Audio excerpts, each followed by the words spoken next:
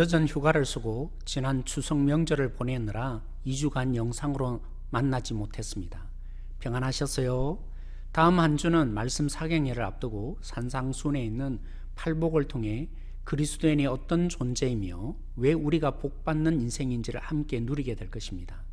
다음 주에도 열왕기서를 묵상하지 못하는 점 양해해 주시기 바랍니다. 9월, 10월 열왕기서를 묵상하게 되는데 오늘은 르호보암에서 이스라엘이 분열의 계기가 된 지난 화요일 본문을 주로 다루어 보려 합니다.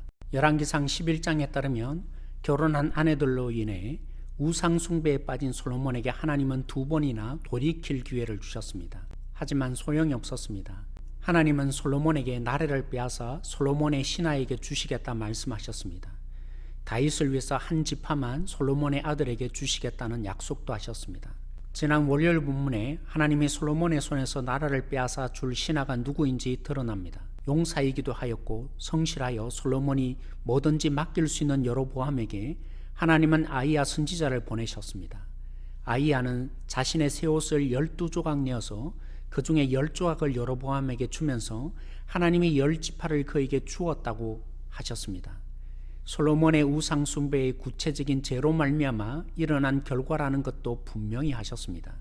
그런데 화요일 본문 12장 7절까지만 보면 하나님의 말씀과는 정반대의 현상이 일어났습니다. 솔로몬이 죽고 아들 르호보암을 세겜에서 온 이스라엘이 왕으로 세우려 합니다. 솔로몬이 죽이려고 하자 애굽으로 도망쳤던 여로보암도 돌아와서 르호보암을 왕으로 세우는데 일조하려고 충고했습니다. 솔로몬이 지은 무거운 멍에를 가볍게 해달라 요청합니다. 3일 만에 답변을 주겠다는 르호보암은 여로보암과 같이 충고한 장로들의 충고마저도 거절합니다. 르호보암은 어린 사람들의 충고를 따릅니다.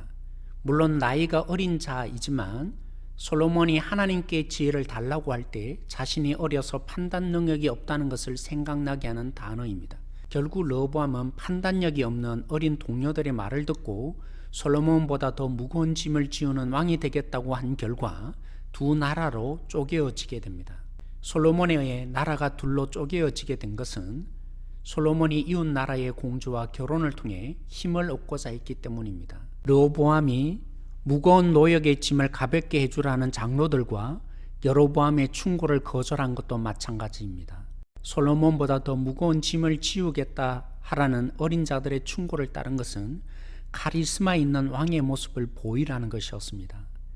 힘이나 지위로 다스리는 방식은 분열을 초래합니다. 지금 시대에 힘을 내세우면 꼰대가 되죠. 하지만 여전히 지위 자체가 권위가 주어지는 것으로 오해하고 있는 시대입니다. 오직 권위는 하나님의 뜻대로 행할 때 하나님의 권위가 우리에게 주어지는 것이 성경적입니다. 오늘 시대에 두 번째로 묵상해 볼 수 있는 것은 옛것보다 새 것이 무조건 더 좋다는 정서입니다. 삶을 통해 하나님을 배운 어른들의 지혜를 우리는 무시하지 말아야 합니다. 우리에게 얼마나 하나님과 관련이 있으며 복음적이냐가 더 좋은 것이어야 합니다. 마지막으로 하나님의 다스림입니다. 아무리 상황이 정반대여도 하나님은 보이지 않는 손길로 다스려 나가십니다.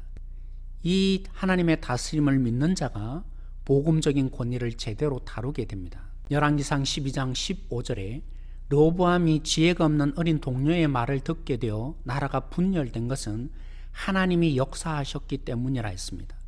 하나님은 언제나 결정적인 순간에 하나님의 뜻을 이루시고야 마십니다. 그러니 하나님의 다스림을 믿는다면 말씀과 다른 현상을 현실로 받아들이지 않고 주님의 뜻에 순종해가는 하나님의 권위가 누려지는 자가 되어주십시다. 평안하세요.